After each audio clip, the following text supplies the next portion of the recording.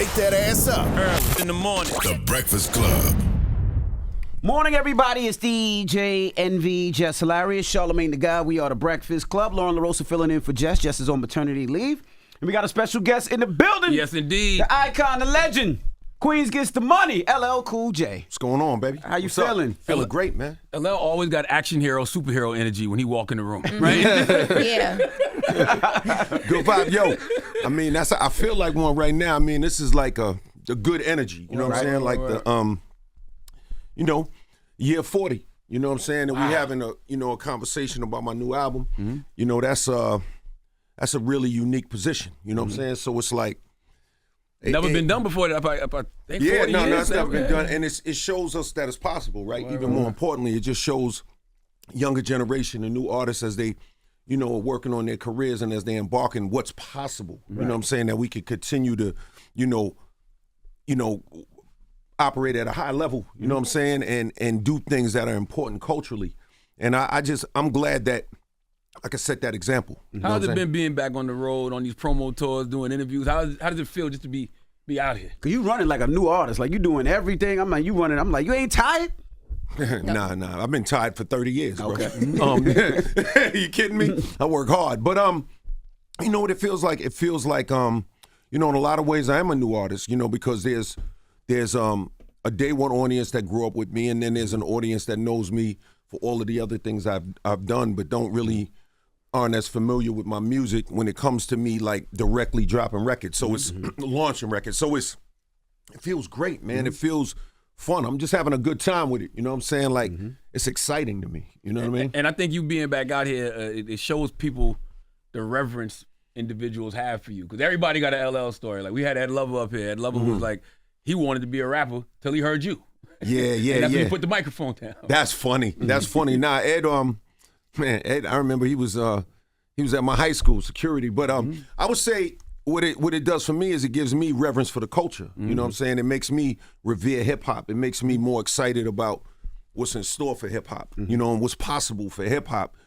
So many amazing artists out here doing so many great things, and it's wonderful to be able to show them what's possible. You know what I'm saying? Like that for me is like the really exciting part of it, because we're just so used to, we've grown so accustomed to like writing people off after a certain, amount of time.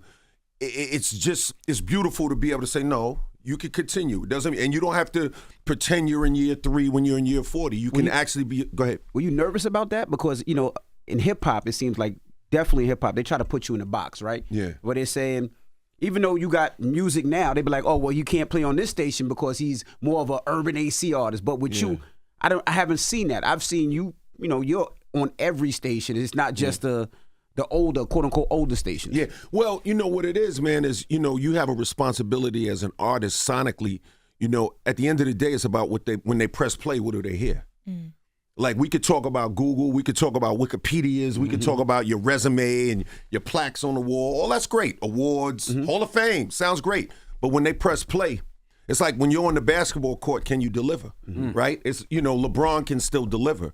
And he doesn't have to be in year 5. He can be in year 21 and deliver. So can LL sonically deliver? Like, it's like the LeBron, it's the idea of LeBron in sports, but it takes twice as long because it's art. So instead of 21 years, it's 40. But the reality is it's the same idea of can you deliver on the court? So to answer that question, that's about the sonics. It's about making joints that you love and people can appreciate. You know what I'm saying? Everybody's not going to love everything, but if you can create stuff that people appreciate, you know what I mean? Go get it. This album is dropping on Def Jam, which is where everything started for you. A few years ago, I don't know where you were mentally about like just making music and put music out, but could you have planned this any better? Like, what's that feeling like? Kind of like the full circle moment. Well, it's more than a full circle moment, right? Because I was the first artist on Def Jam, right? And we launched the label together. T-La Rock had his yours. Circle. Yeah. So part of the circle. You are. And that's what I mean is like you can't predict stuff like that, No, you can't. You can't. Listen. God is great. And it's that type of timing, being on Def Jam, seeing the excitement in the building, seeing the excitement in all of the people's eyes that work at the company, and even the support from Virgin and Republic and the way they all are rallying behind this project to make sure that it's seen and heard and gets an opportunity to be listened to by people is amazing. It feels like winning. You know what I'm saying? In the best sense of the word. You know what I mean? Does LL know what losing is like though? Because you said it feels like winning, but like I don't even I can't even think of what is losing. LL. Yeah. Well, I put it to you like this. I don't pay a lot of attention to that idea of losing, right? Like I think about winning, and I just I focus on the win. And my thing is, if you do have a misstep, it's an opportunity to get it right. You know what I'm saying? So valleys are just an opportunity to find another peak that you're gonna go after. Have you ever lost a fist fight, LL? Huh? Have you ever lost a fist fight in life? No, I haven't. But I hopefully I'd like to. I just want to keep getting my Floyd on. And for the record, I'm not trying to talk tough because I want to go through a walkthrough with somebody. We go upside, but we go upside LL head real quick. I don't want no problem. TikTok viral. You ain't doing nothing. Cause you know that's what they be on now. Well, be careful because it can go wrong for you too. You might go viral. Leave me alone. I ain't trying to play tough guy. Now we're doing this project, right? It's been 11 years. How did you attack it, right? Because you got Eminem on it, you got Saweetie on it. Yeah. How did you attack it to say, you know what, I want to stick to who LL is, but I still want to keep it young, dope, and feeling good as well? You know that what you just said, I didn't really think about young, dope, and feeling. I thought about feeling good. What I more thought about was, what do I love? And getting with Q-Tip. Q-Tip is brilliant. And Q-Tip is a genius, and he's very creative. And so the idea was just sonically doing something that moved the world and just made me respond. You know what I'm saying? And I didn't put Saweetie on the song because she's younger or put M on the song. I put them on it because sonically I felt they would sound good. We felt they would sound good on the songs. You know what I mean? So it was about the music. It wasn't about stunt casting. And then, like I said, man, like, stunt casting. Yeah, you know what I'm saying? You know what I'm saying? Bunch of stunt casting and all that. That's TV LL talking. Yeah, no that's question. TV money. Yeah, well, it's TV experience for sure, right? So it's like, I just wanted to do something that people would just vibe off of, man. Like when you listen to the whole record front to back, as a body, and I know we're gonna cherry pick, and I know people pick songs and they go through that process. I can't tell people how to consume the music, but when you listen to it, you realize like we did everything purposely. Was there the one song that I was like, and I don't know how difficult it was or if it was able to do, like, you have a history of trying to pull together the toughest MCs and every MC going at it, right? We've seen it with Redman, Method Man, with 3-2-1 and all that. Who Shot You? Yeah. I shot you. You ever wanted to do that with this one and be like, let me pull all the MCs that's lyrical and let's have a straight up and down brawl. You kind of did with the Vow, but those are two artists. What I did was I didn't repeat myself. I did go get great guys. Like I went and did a joint with M, and I did a joint with Nas, and I did joints with people that really can bring it on the mic, right?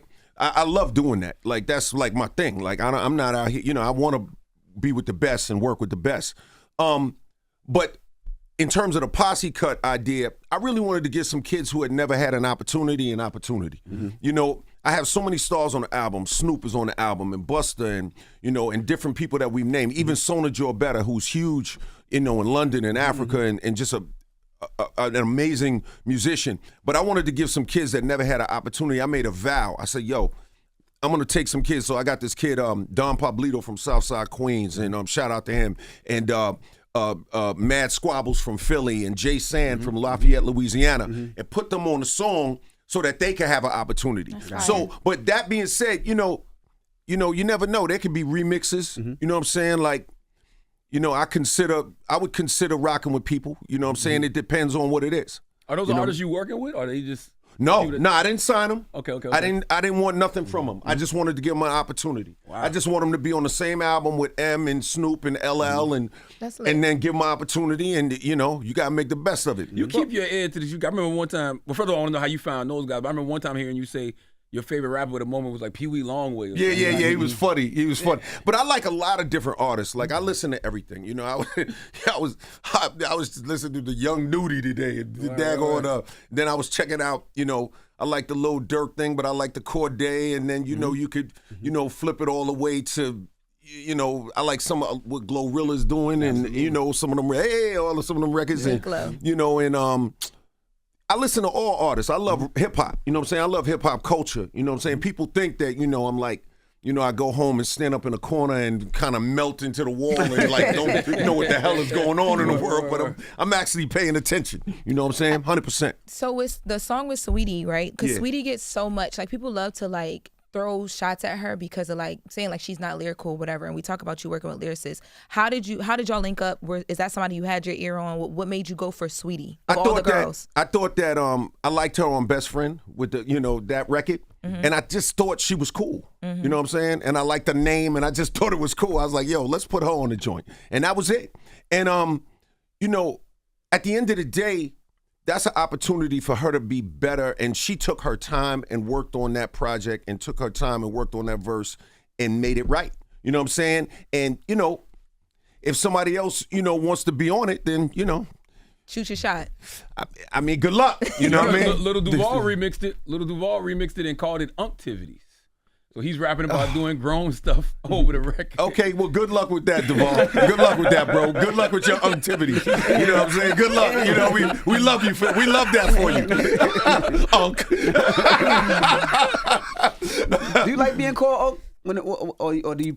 I don't care about that, care? man. I mean, what are you gonna do? Cause you're Unk to a lot of you're a rich uncle. You're definitely a rich uncle. But you know what? It ain't even about money. It's about character, right? Because you can a lot of dudes, like I say, a lot of dudes leave with their wallet, but there's nothing else there. You know what I'm saying? So you can't really. It ain't always about the money. I know we're very bag centric in our culture, but in order for you to be successful, like Todd made LL. LL didn't make Todd. Right. You know what I'm saying? So people kind of could get that confused. You know what I'm saying? Like I would have this energy regardless. I would I might be coming through your window or something, but you would get the same energy. You know what I mean? So it's like, you'd be the biggest burglar ever. Yo, but it's funny though, man. We having a good time. Yo, I'd be crazy, right? Be like, yo, where's that? Where's that? Where's that? All grammatically incorrect. Where's that? You know what I meant to ask? I was watching, I guess it came back up on social media. It was an interview with Jamie Foxx. They were talking about, y'all and in y'all situation when y'all was shooting that movie. I was just curious. He's laughing funny. But now you got to clear up what actually happened, because he said it didn't happen that way, that you didn't knock him out. But I wanted to know, could that happen now? Because back then, I feel like, what happened now? Whatever Jamie says happens is what happens. That's not what you really want to say, because I saw your face. You digressed a bit. Yeah, I did. Yeah, I did. Whatever Jamie says happened is what happened. I mean, I'm good with that. Okay. Because that's my man. Okay. Like, so, Yes, but I want to, I tell you what, Jamie knocked me out. How about that? Now you want to make us laugh? I'm just saying. I mean, whatever Jamie said happened, that's what happened. No disrespect to Jamie at all. That's my dude. I'm just saying that that's my dude. When somebody says, "Nah, he knocked me out," he beat the shit out of him. That means that really did him I ain't got to prove nothing. Yo, whatever Jamie said happened. But that was a long time ago. It just came back up. I wanted to know, could that happen on movie sets now, or is it too protected? Because now it seems like if any little thing happens, you go to human resources. Well, you're going to human resources if you get a hangnail and you express it wrong. I mean, you triggered me, right. So I mean, but back then it's triggering. Everything's triggered. Back in the day, triggering was the trigger, trigger. Right. Now the trigger's like, You're hangnail phobic. You've been hangnail phobic. I'm triggering. Exactly. Cut it out. Exactly. You have blue on. Does that mean you hate red? Everything is. How does that affect the industry outside of course, the Me Too movement? But how does that affect? Because bro, you gotta mind your business. You can't get your creative juices No, you get your creative juices. You better just make sure they don't get on nobody else. Y'all better relax talking juices. Yeah, them juices. You better be real easy with them juices, bro. Be easy with them juices. You know what I mean? No doubt. We just have fun, man. Listen, man, I try to give the respect I want to receive. And I keep it there. You know what I'm saying? Mm-hmm. And just have a ball with it, and you know what I mean? Got you. I saw you say songwriting is what's missing in today's hip hop climate. Do you think it's because folks just want vibes? Like, I think it's because a lot of times, a lot of artists, what they really want to say, they have an inspiration, and then they make it. They say, but people don't want to hear that. Mm-hmm. They make that decision. So if you don't write proclivities, then you don't get unctivity. You don't get the you know what I'm saying? If you don't write the sincere, inspired stuff, people don't respond the same way. So it's safer. It's really safe to talk about the bag and, you know, ops and chicks. That's very safe. Like you don't have to worry about nothing. It's hard to, you know, mess that up.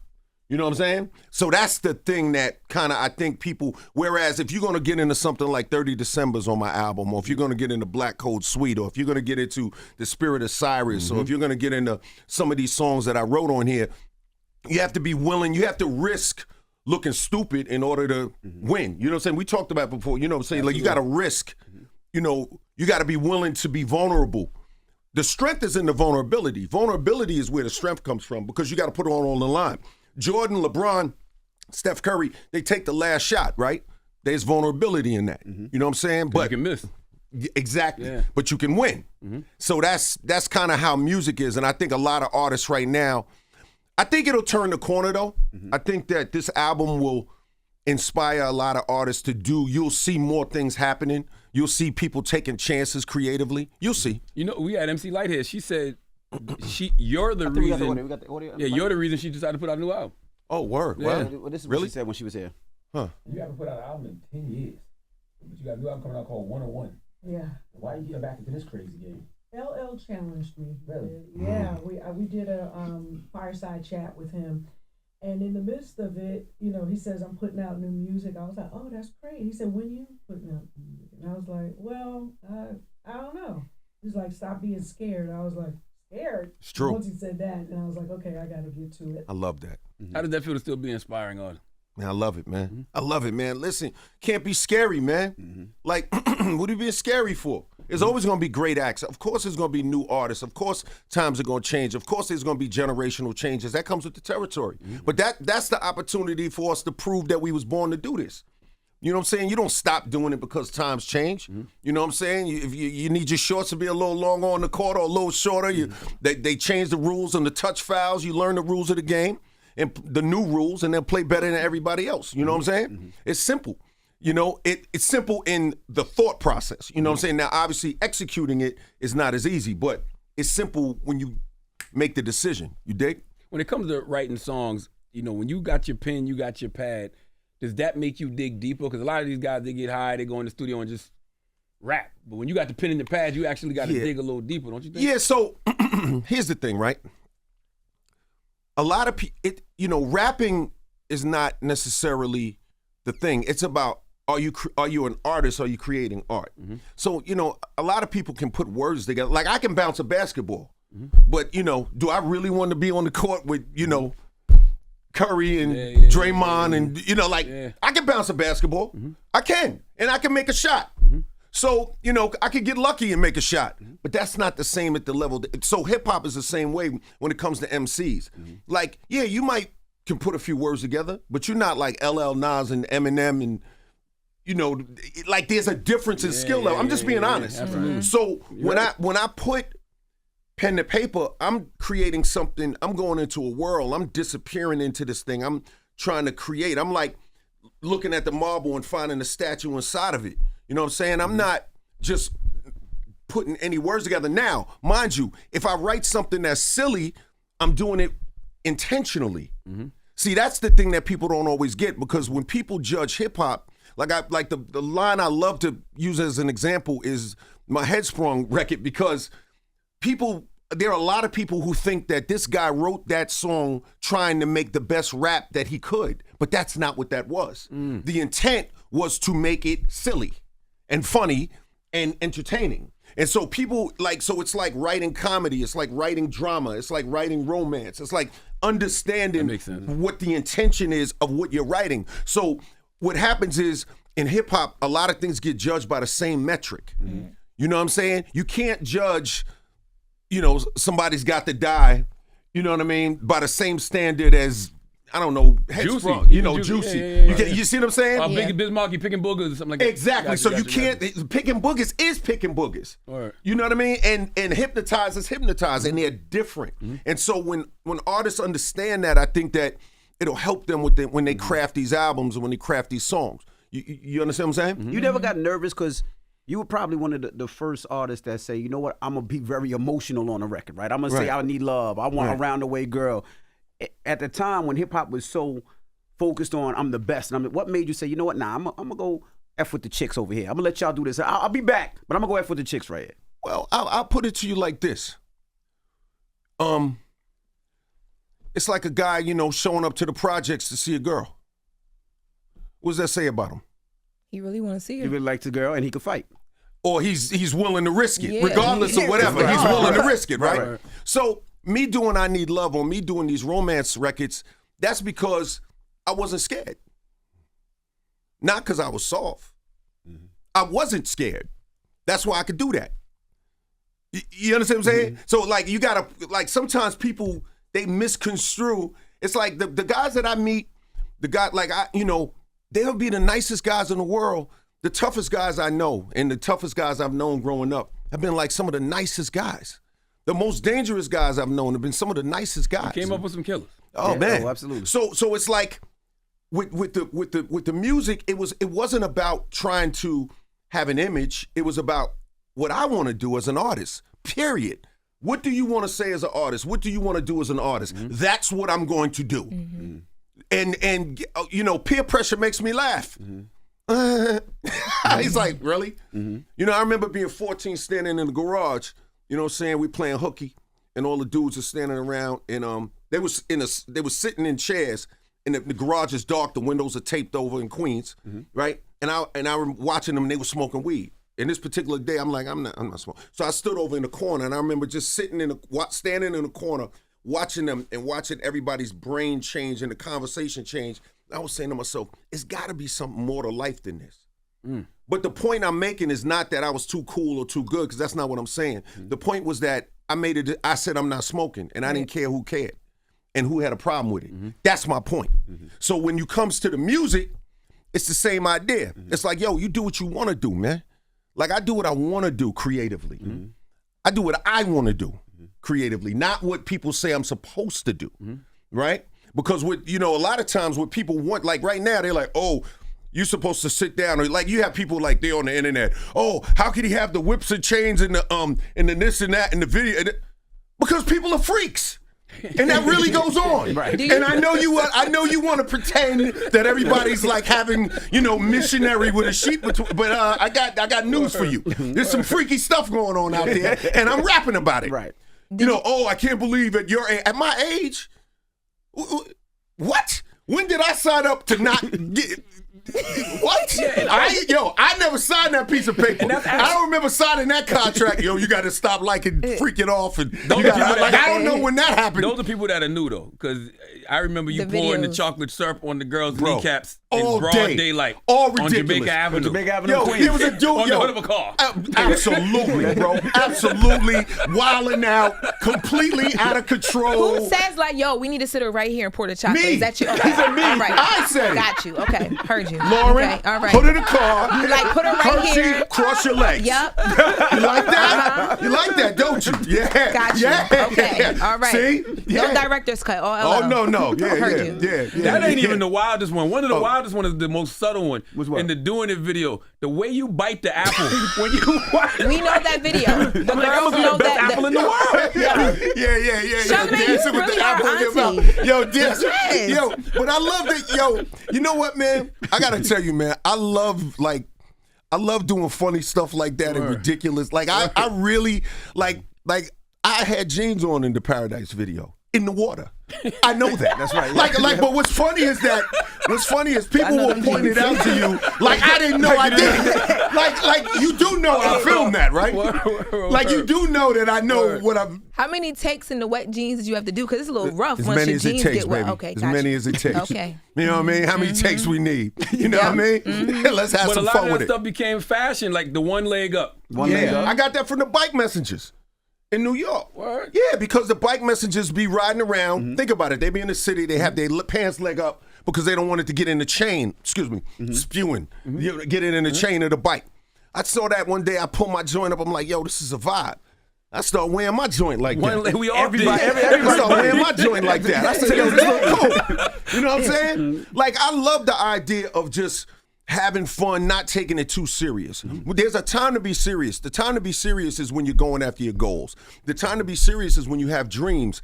The time to be serious is when you're dealing with frustration, but you want to take it to the next level and fight through it. Right. But the other side of it is when I'm making music, I want to be silly. And I want to do stuff that's ridiculous. And I want to do stuff where we can laugh about it.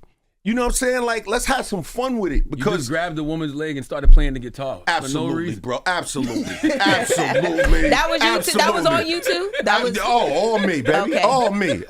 Yeah. You know. You know, it's you know, I'm telling you, B, I'm the wild out. How much did you lose to do this album? Because you had to put a lot of focus, so I'm sure you put acting stuff to the back. I'm sure you put a lot of the other stuff to the back. How much did you lose to actually? I only gained because I gained fulfillment.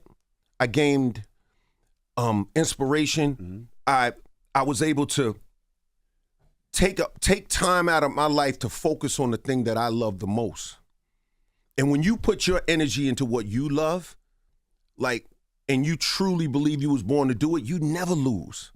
There's no way to lose. I already won. Like, you see what I'm saying? Because I love it, dog. See,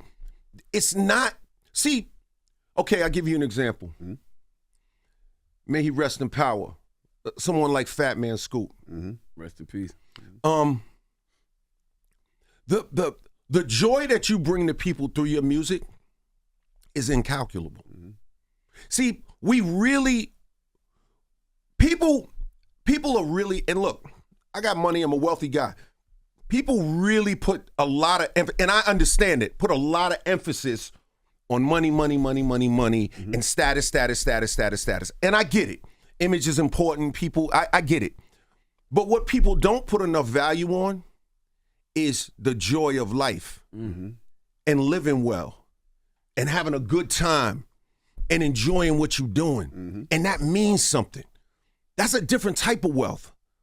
You know what I'm saying? That's really, really important. Like, I'll give you an example. If you have a great relationship with your mother, it's not transactional, but you still love her, right? And it's still the most important. You know, when you see that smile, when you see that joy, when you see the warmth of your mom, when you walk in that door, you know what I'm saying? Or maybe it's your dad, or maybe it's your big sister, or it's unc, or it's auntie, whoever it is. Like, though, that matters too. So if you can find that joy in your life, in your career, and you can find that joy in other areas of your life, that's a true, beautiful thing. So I didn't lose nothing. I gained everything. So, you know what I'm saying? Like, all of the money comes, all of the fame and all that stuff comes, but you still got to enjoy the moment for the moment's sake. That's real. You know what I mean? Yeah. Going absolutely. back to the fashion stuff. Yeah. So the one leg up, but the hat, the FUBU hat in the Gap commercial. Yeah. What was your thought process behind that, or was that even intentional? Like, what was okay? So talk, because all the guitar, the chocolate on the girl. Now we talking about the hat. So talk us through that decision to do that in that day. I felt like we needed that exposure. They needed that exposure, and you're a huge company, and it's not gonna hurt you. And I'm gonna give you what you need, but you're gonna give me what I need, and it's win-win, and nobody gets hurt. And you know, it ended up at that time taking FUBU to $400 million a year and increase the audience by 300%.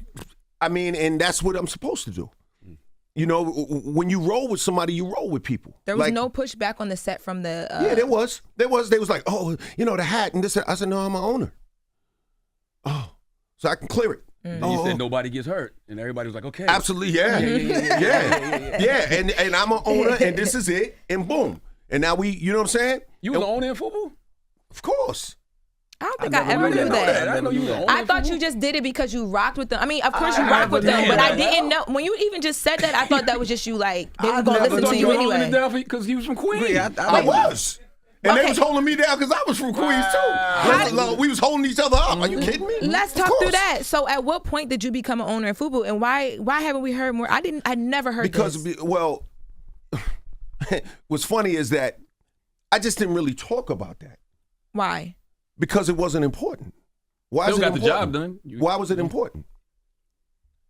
See, like, everybody, like, I'm a rapper. I'm an MC. I'm okay. Let's stop right there. Yeah, I act, I do other things, but I don't have to be other things in order to feel like I'm kind of impressing the world in some other way. I'm good with being an MC. I'm okay with that because I know what I do.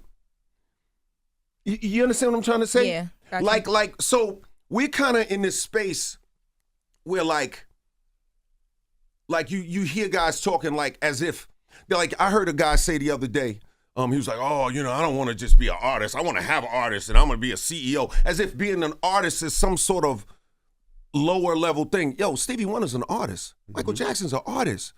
Miles Davis is an artist. Bob Marley was an artist. Marvin Gaye was an artist. Prince was an artist. Right. LL Cool J's an artist. Like I don't know what this idea like CEO. What CEOs want to hang with artists. Pablo Picasso was an artist. Salvador Dali was an artist. Alex Haley was an artist. Like art is art. This is art. So I don't need to tell you about my business life in order to impress you. I do have a business life. I have lots of investments. I got all kinds of stuff I could just rattle off and could inflate my net worth and give you a different valuation. I could show up a lot. Trust me. I'm a rapper. That's what I am. I'm an MC. I love the art. I love making hip hop. I don't need to pretend to be nothing else. So for those little kids out there, because see, some people are using hip hop as a stepping stone. Okay, you got that opportunity. I can't begrudge that. I can't knock the hustle, right? The flip side of that is for those little kids out there who want to paint, who want to do hair, who want to do botany, who want to grow plants, who want to build things. Like, be what you are. You're an engineer, be an engineer. You know what I mean? Like if you now with AI, you don't have to write code, but if back in the days, if you were going to write code, you write code. Like, you understand what I'm saying? I understand everything you're saying. It's interesting because there was a time, I don't know if it was probably in the mid-'90s, maybe early 2000s, where everybody started ranking their artists, their MCs, based on what else they were doing outside of rap. Right. And so when I think about the fact that not only did you make Def Jam what it is, clearly made FUBU what it is. If we knew all of that, but think about I think they would be ranking you way different. But even though you're an icon already. He had a part of Def Jam, part of FUBU, like that's all what the I'm things saying. that people have no idea about. You like, God damn. Did they approach you, or did you go to them and FUBU, or did FUBU you go came to them? me. Okay. They came to me. Damon and them came to me. They stood outside my house for 2 weeks or something, and I, love them and appreciate them and respect them, and said, let's do it. You know what I'm saying? They know it. They'll come on here and confirm it. You know what I'm saying? It's what it is. No, I believe it. It's just now I want to hear the story. Like I just want to. It's like my thing is that, look, you do some things, you succeed. Some things don't work. Some things work. Even Rock the Bells is look. Rock the Bells. I know people like to pretend that they don't know that Rock the Bells brought timeless hip hop back.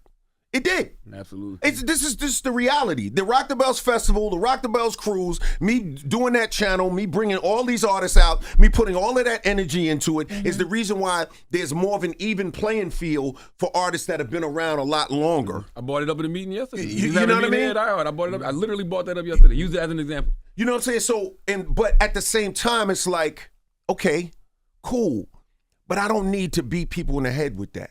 Like, I think that, sometimes you got to let your game speak for itself. You know what I mean? And if there are certain artists who are entrepreneurs and who are crafting their business image, and if that's what you're interested in doing, great.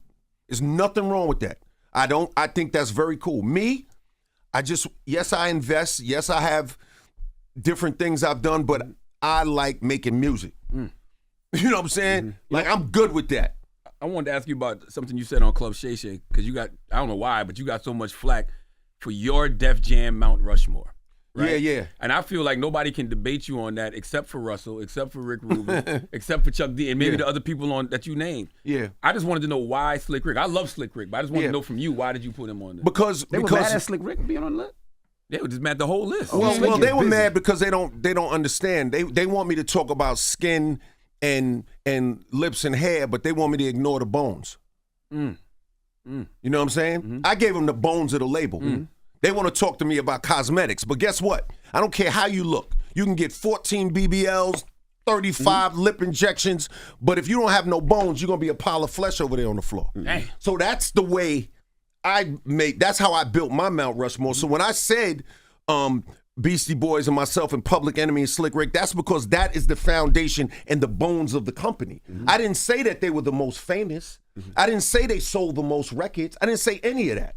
But you wouldn't have any of that if you didn't have these people. Founding fathers. That was my point. So, and then you have people, respectfully, you know, I'm not even going to be condescending about it. They're, oh, why didn't he put Run DMC? That's ridiculous. They were never on Def Jam, homie. You don't know what you're talking about. Run DMC was on Profile Records. They weren't on Def Jam. And they're my favorite group. I love them. Of course I would have put them on there, but they weren't on Def Jam. Oh, I didn't know that. I know you didn't know that. That's why you shouldn't write on the internet so much. You know what I mean? You know what I'm saying? You know what I mean? So like that was what the thought was. It's not that I know that other people came later and made huge strides. I know, look, I put DMX on. I know DMX did huge numbers in those years, you know, when he came out. I understand. When I say put him on, I didn't mean put him on, period. I meant put him on my song and introduce him to the world. You know what I'm saying? I want to be clear about that. And like Foxy putting on my song. I know that all of these artists that came, it's obvious what Def Jam became. That's self-evident. But if you want to know how it was able to be there, you got to look at those founding fathers. This is what you got to look at. Absolutely. Since you always, you know, you're in the movies and doing that, would you do your own movie from the start, from growing up in Queens and farmers and starting to rap and the battles and the beefs and everything to where you at now? Would you do that? I mean, I would. It needs to be told. I would. I think about it sometimes. People ask me that. You know, I just I have a hard time getting my mind around being that interested in me. I'm too excited about the future I get really excited about doing new stuff. And it's probably a flaw of mine. Because too much history not to, man. But that's so crazy to hear because I feel like the music, like especially the music for us, for like the ladies, it gives that you'd be the opposite, that you would be really invested in you. Yeah, but there's a difference between confidence and arrogance. You know what I'm saying? And I'm confident, but I just feel like I'm more interested in other people. Gotcha. You know what I'm saying? But that doesn't mean I wouldn't do the movie. Like I get it. Like I'm open to it. I'm open to the idea of it. But would I put my energy into walking down that? Now maybe a documentary. You know, maybe we could. You know, but I don't know, man. Like. Only you could tell your story, and you my have story such a too ill, long man. story, Paul. Would you put the street stuff in there? Would you put the Poison Clan in there? Man. Oh yeah. I put a lot of I mean, I couldn't put some stuff in it, but I put what I could. You know what I mean? It's interesting, right? Because all of the people that you hear about that's really tough usually don't make that kind of music. Like, and they say that about you. They say that about Nelly, they say that about Hammer, right? Yeah, Hammer. Yeah. Or even the OGs like Lil Sean, like they never made that kind of street music. It was always because you got sense enough to notice to get away from it. Let me tell you something, man. I never met, every now and then you meet like a purely evil gangster, but there's not many. But I've never met somebody who was in the street life who didn't want to get away from it, who wouldn't much rather have 19 laundromats and a daggone McDonald's and something else. Right. You know what I mean? Like, so it's like you learn early on that it's about having manners and it's about not talking about that stuff. It's about staying away from that stuff. It's not about like trying to be a tough guy and, he thinks who he is and all that. And, you know what I mean? Trying to, like, you want to stay away from like talking about that stuff. So when I was hanging out with the dudes that was like, running the city, I need love. You know what I'm saying? Like, I was like, you know what I mean? Like the complete opposite. Because we do that. Like, I'm around that for real. I don't need to, it just feels different when you're around it for real. It really feels different. You know what I mean? It's like Vietnam vets or war vets. A lot of people that really were in the military that were on, that saw battle, they don't talk about it. Now, my pops was tell me nothing about Vietnam. No, if you really notice it, if you ask, he'll answer, but he's not gonna come in Thanksgiving and be like, I remember that time. He just don't. And you know why? Because it's not cute. That's right. It's only cute to the people. I think Colin Powell said, only people who enjoy war are those who don't understand its horrors. I'm paraphrasing. Mm-hmm. You know what I'm saying? But it's something like that. It's like the idea of, if you really seen some things, it's nothing to talk about. Right. Let's have some fun. Headsprung.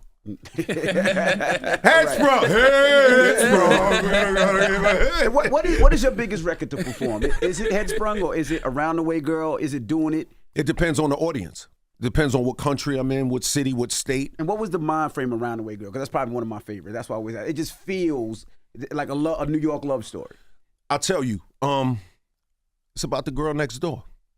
It's like, as much as everybody wants it to be about the celebrity female or the female with the money or the female who is the most well-known in the world, there's something, I think every guy knows that there's something about the girl next door, the around the way girl, that's very special. Mm-hmm.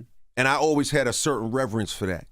You know what I'm saying? I ain't talking about chasing with my tail between my legs. I'm just saying I had a reverence for that. Like, you know, that appealed to me.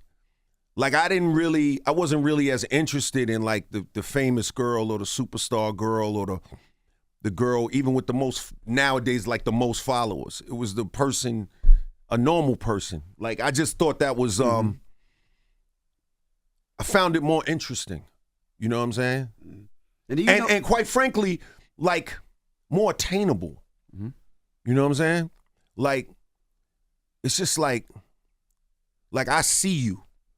You know what I'm saying? Like, when I make songs like Proclivities, even though Proclivities is a much deeper layered song, and over the years people will realize that because I'm dipping into the shadow world of people's thoughts, it's like, I see you.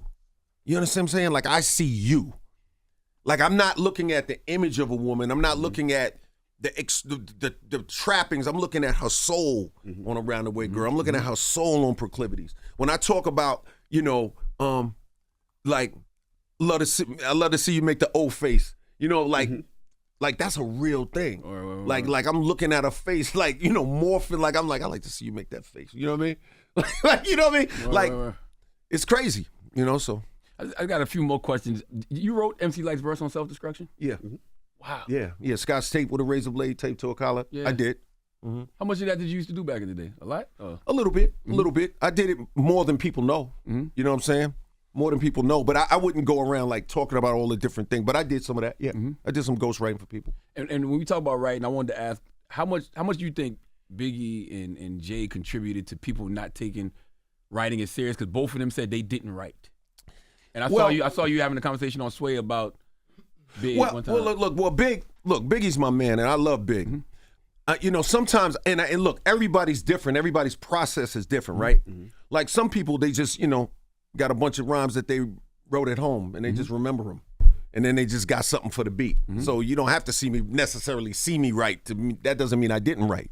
What I'm not gonna do is say anything that will go against how someone wanted their career to be laid out. But I'll say this. Ultimately, it's about the song, period. Whether you write it in your mind, whether you memorize it, because you got to remember, the skill is not in how you get there. The skill is in how the song affects the world. So whether you write it on paper, a phone, in your head, that it doesn't matter. How does it affect people? Did the ball go in the basket? Whether I called it, chucked it, whether I, fade away, whether I finger slammed it, reverse slammed it. You know what I'm saying? But like, I've seen dudes write, and I've seen dudes, come off the top. I mean, whatever. You know what I'm saying? What I would say though is that, like, I would say like these guys are legitimately talented enough, some of them, to do that. That doesn't mean you necessarily need to be doing that. You might need a pen and pad. You might want a pen and pad and do some editing. Ernest Hemingway editing, bro. Like, it's all right. Like, don't be embarrassed. You know what I mean? Who wrote for Who the Bell Tolls? Huh? No, not the song. Metallica. No, The Raven. Who wrote The Raven? Alfred Hitchcock? No. Edgar Allan Poe. Edgar Allan Poe. Yeah, So yeah. it's like you got Ernest Hemingway, you got Edgar Allan Poe. Mm-hmm. They wrote. They edited. So there's no shame in writing. But if you are able to do it without it, fine. Me, I like to write. I want to be able to look at what I wrote and change it and edit it until I like it. Period. Can I come up with something? Like, could I come up with something in my head right now? Of course I could. Of course. You know what I mean? And you was on the shop, and you was talking about Andre 3000 saying he didn't want to rap again because he said he didn't have anything to rap about. Yeah. And so Andre responded to that and said, if you can, you should rap until you die. Of course he has things to say, but if he can't say it in a fresh, innovative way, then it's not enough for him to do it. And I respect that. I respect that. I respect that. And you know, in that sense, I would agree. That's what I look to do on my new record, right? Like on the Force, like say it in a fresh, innovative way. Right. He's talking about not repeating flow. Look, he's one of the greats. He's unbelievable. Like I'm thoroughly impressed with Andre.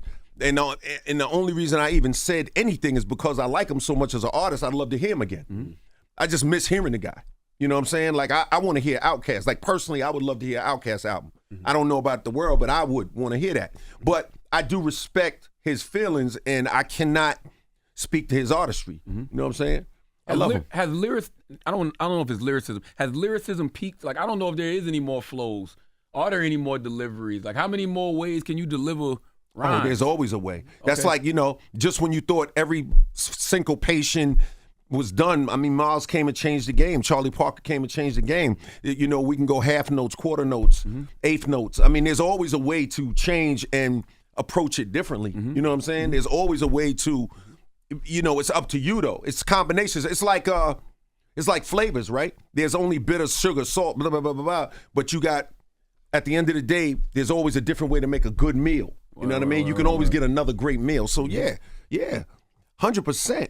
I mean, like some of the stuff M's doing on my new song, some of the tripling, that's new, kind of newish stuff on Murdergram Do. I mean, a lot of it. Even the flow I did on Murdergram Do is like, you know, there's some new moments in it. You know what I'm saying? She said earlier. Yeah, I was like, how do you play this in the car? Like, where do you listen Mind to you, this she's at? young. So what she said was, no, let me I tell you said what she nobody- said. 'Cause What? she goes, he don't sound old. Because one of y'all in the room, because one of them in the room said that it sounds old, and when I heard it, I said, this doesn't sound old. It sounds like what I know him to sound like. But then I said, but where do you play this? Because like, I don't know if I would play this in the car. It's hip Like, hop. Well, yeah, but like, but music, like songs go places with you. I can't describe it. Like I know where I'm gonna put on, like Around the Way Girl. Like I know what my outfit is. I know with that song, I couldn't figure it out. Yeah, good. That's good. Why is that good? Because it's new. I remember the first time I heard Planet Rock by Africa Bambaataa and the Zulu Nation. I didn't understand it. I told my man was like, he played Planet Rock. I'm like, I don't like that. He said, why? I said, because it's different. You catch up. It just takes I don't time. not like it. I just No. didn't I didn't. No, but you're not saying a didn't bad hit thing. me. You're not saying a bad thing at all. It's like, it's actually and truly, it's really not a car record. That's not what it is. It's a live performance record. Got you. It's a record that shows the display of MCs showing lyrical skill. It's a record that shows you the art form of rapping. That's really what the song is about. Now, Proclivities I could play in a car. I could play Proclivities in a car. I could play Black Code Suite at a cookout. I could play you know, some of those records. Some of them are car records because I love car records. Like I made a song called Booming System a long time ago. It was a car record. I'm very familiar with the difference. But that particular song, you're right. It's not for the car. Right. It's for those who really are fans of hip hop and fans of the art of hip hop. It's like watching and one. It's like watching basketball players get busy with the ball and do things that you didn't even know they were capable of doing with a basketball. That's what that song is. See, that's kind of lost on like the artists that I love because I feel like when I hear a new song, what makes it go for me, like when you mentioned Glorilla, Right. first thing I think of is like putting it on in the car, I'm in the club and it dropping. You just, you know, I don't get the sportsmanship all the time. Exactly. On the record, And that's okay too, right? It's like that's the beauty of it. It's like we need both. We need the vibrant. That's why I made like Headsprung. Right. Headsprung at that time was that kind of thing you're describing. It was just silly, a vibe. We just getting there. Me and Timbo, so we're in the studio. We making a while out. I get it. But there's a time for that, and then there's a time for the other thing. So on this album, it's like a combination. there's some songs that are like that, but then there are other songs where it is really more about lyrics, rapping, the sportsmanship that you say you couldn't relate to as much, and that kind of stuff. Like that's kind of like the whole idea. The whole idea is for you to make unique things. You know what I'm saying? Unique stuff. And then we get the vibes and we dance to Glorilla and we dance to Sexy Red. Like I love the record. Hey! It's 7 p.m. Friday. That's my song. Yeah, hey! What's your favorite record out of all your catalog? Headsprung, clearly. Yeah, he done mentioned it like 10 times. I like Headsprung. I use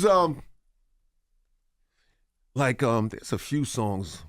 I think Doing It is one of my favorites. Classic. Mm-hmm. I think Doing It, you know what I'm saying? Oh, you can relate to that one? I love that song. That's my song. Oh, you can.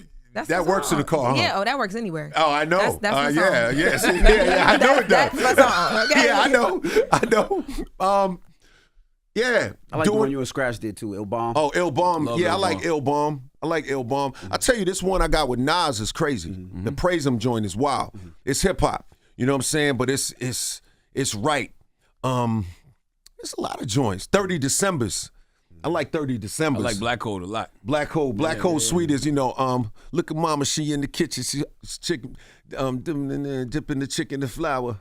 She got the music is bumping in the oven while I two-step in the shower. Well balanced potato salad and hot sauce, collard green. Yeah, that joint is hot. Yeah. That Black Hole Sweet is hot. Absolutely. Let's get into a Hold joint. on, I got one last question. Yes, sir. And I would ask LeBron this too. Is it easier or harder to do what you do, in this case music, when you have nothing to prove, or do you feel like you have something to prove? I definitely feel like I have something to prove. Wow. Definitely, because what I'm looking to prove is that you could keep going. Mm-hmm. And you gotta, to keep going, you gotta come from the heart. You gotta come from the soul. And you can't swag your way into 40 years of success. It's gonna take more than that. That's right. You know what I'm saying? And so yeah, I definitely got something to prove. I definitely look at this as a fun challenge. Mm-hmm. It's a fun challenge. You know what I'm saying? It's like, yo, can you do it? Mm-hmm. You know what I'm saying? Will I ever have another song where she's like, oh, this is my joint, I'm turned up in the car. Like, can I do that? Is that possible? Mm-hmm. Right? Those are the questions that you look to answer. Mm-hmm. You know what I'm saying? Like, that's the part that makes this thing like worth doing. You know what I'm saying? Mm-hmm. You know what I mean? Well, let's get into a joint off the album. The album is out today. It's called Force. Yeah. What you want to hear? Well, I need to look at I need to see the track listing. You got the track listing? Okay, yeah, let me see the track listing.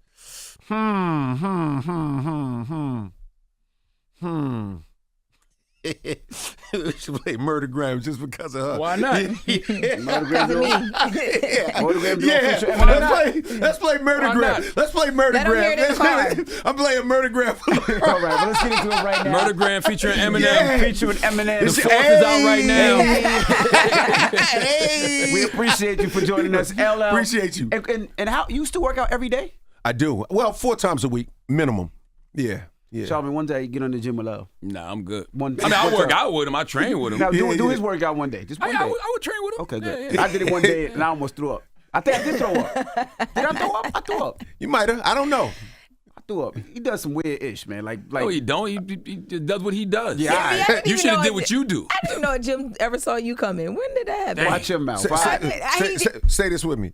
Murdergram. There you go. It's the Breakfast Club. It's LL Cool J, y'all. Wake that ass up. In the morning. The Breakfast Club.